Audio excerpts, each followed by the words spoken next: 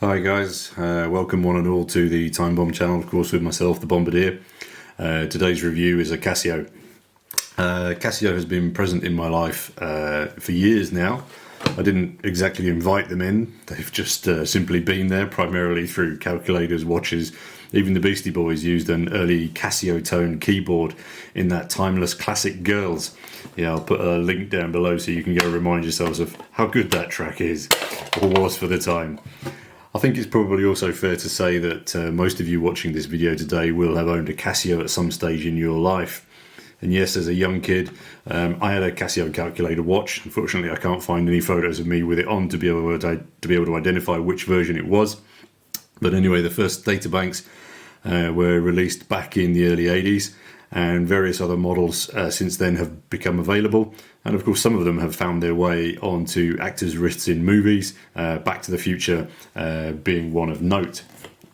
So as the ticket, excuse me, make sure that the camera's focusing on the right spot, thank you. So as you can see from the ticket, this is the DBC-32-1ADF. Just give you a quick 360 view of the watch while I remove the plastic. And there it is in all its beauty. And yes, indeed, this is retro nerdcore at its best.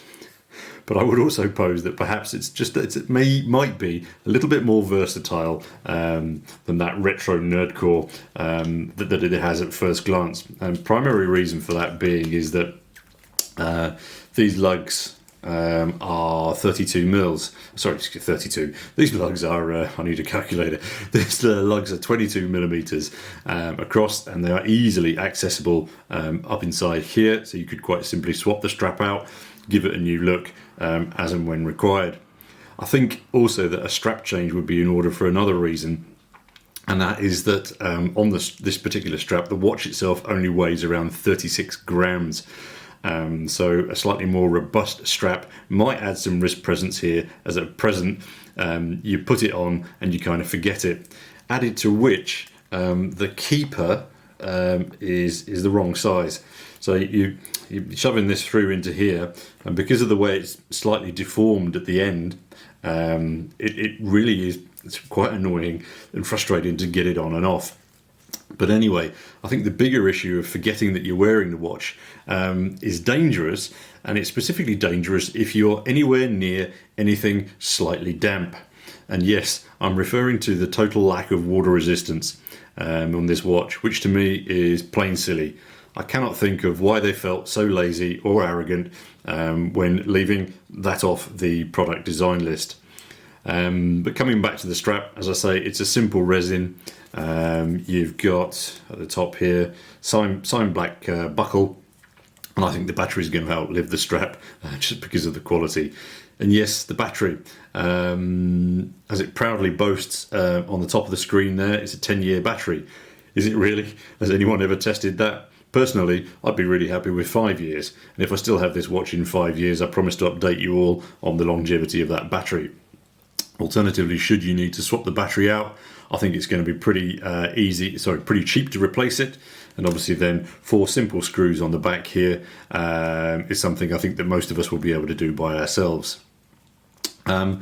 Dimensions wise, the case itself is 38 mils across. It's about 11 mils thick at its thickest point, and about 50 mils long. Now I say about 50 mils long because, as you can see here, the case does angle down considerably, thus reducing that 50 millimeter length a little bit. But it does add to the comfort aspect when it's on wrist.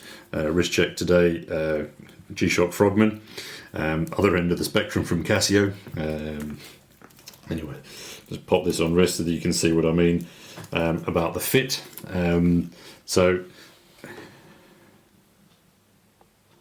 yeah, as you can see, the nice low profile. My wrist is 7¼ inch.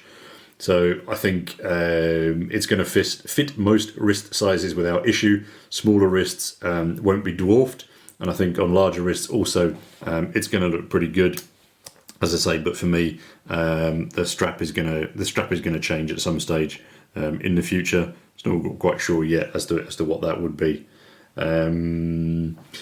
So I opted for the resin version of this watch, as the metal version, which I'll throw up an image for you here, is not metal, but rather it's resin coated with a layer of domestic tinfoil.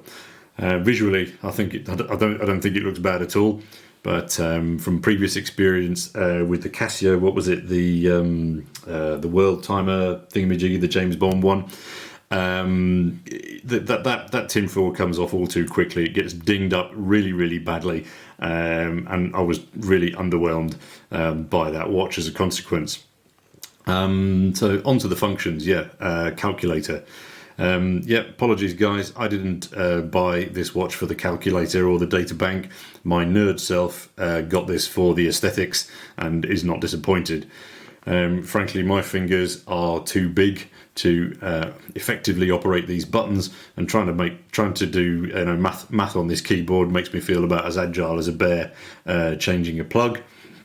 Added to that, with almost everything nowadays being touchscreen, I think these tiny buttons will probably be lost on the Snowflake generation. A common complaint about the keyboard here is that the plus and minus symbols or buttons on there are pretty unclear.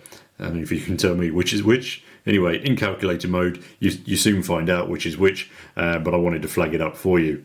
The buttons on the downside is that they're so damn fiddly, but on the upside, they're actually quite stiff. And I think that's good because it'll then avoid mispresses. But I think initially it's also quite weird as you hesitate over applying too much pressure. The button here at 8 o'clock is the one that you use for scrolling through most of the functions. So there's your data bank, there's your calculator, and as you can see at the bottom of the screen, it maintains the time there, which I think is a nice little design touch. So what else have you got? So you've got alarms, stopwatch, dual time, and then back to where we are here. If like me, you're a bit of a diehard, you can't work without 24 hours, or you're not that way inclined. Sorry. So the button at 4 o'clock toggles then between 24-hour and normal. As you can see, for us Europeans, the date follows the US format, which some may find irksome. I'm easy with that. You can store up to 25 mobile numbers in here, and you have 5 multi-alarms, etc. You can also change this into multiple languages. There's a list on the back here of the languages that you can choose from. I think that's probably a little bit limited because as most of there aren't really any full words on this.